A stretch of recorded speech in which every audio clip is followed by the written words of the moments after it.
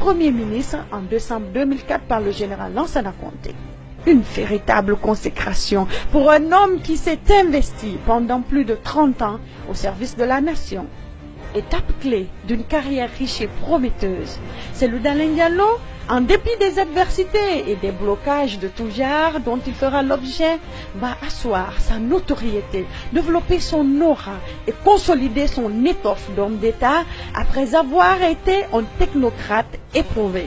Il s'emploie très rapidement pour décrisper le climat politique, calmer les tensions sociales en négociant la conclusion d'un programme avec le Fonds et la Banque mondiale, en déblayant le terrain du secteur des télécommunications et des nouvelles technologies de l'information à la diversification et à la concurrence avec en toile de fond la privatisation de la Sotelgui, l'attribution des licences à d'autres opérateurs de la téléphonie mobile GSM. Il s'est aussi battu pour la libéralisation des ondes ainsi que pour la levée graduelle des barrages routiers sur l'ensemble du territoire national afin de mettre fin aux tracasseries auxquelles étaient soumis les voyageurs.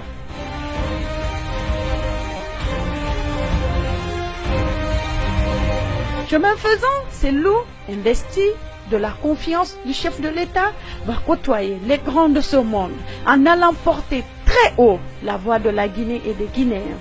Sa finesse et sa vision, son pragmatisme doublé de sa connaissance profonde des dossiers et très au fait de l'actualité, ses atouts assortis d'un talent d'habile négociateur feront de lui un homme d'État, un politique écouté et respecté, comme ce fut le cas de sa sortie à la tribune de l'Union africaine à Addis Abeba en 2005.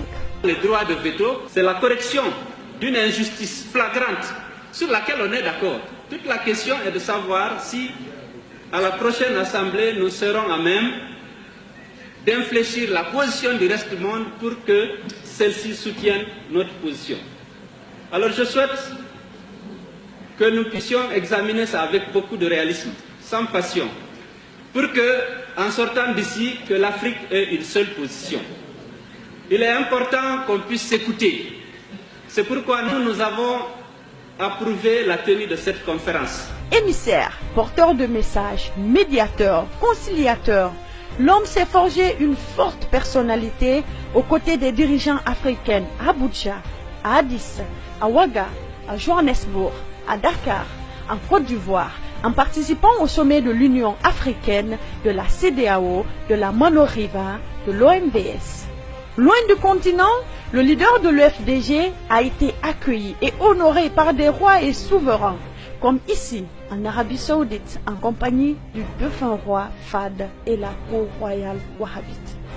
Le président de l'Union des forces démocratiques de Guinée a également fait ses preuves en conduisant régulièrement des missions aux États-Unis, au siège des institutions de Bretton Woods, le FMI et la Banque mondiale, et surtout obtenu le redoutable et rare privilège de s'adresser à la tribune des Nations Unies au Palais de Verre de Manhattan, à New York, lors du sommet du Millennium.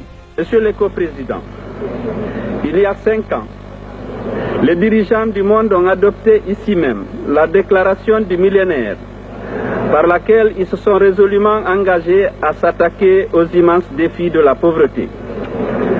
La République de Guinée, en adhérant à cette importante déclaration, s'est résolument engagée à réaliser les OMD.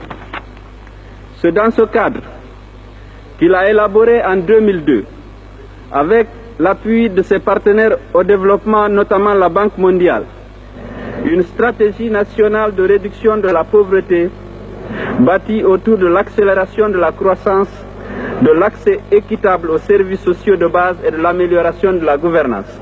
La Guinée réaffirme son attachement au renforcement du rôle et de l'autorité de l'Assemblée générale des Nations unies et appuie les mesures visant à revitaliser le secrétariat, le Conseil de sécurité et le Conseil économique et social. C'est ce message d'espoir que je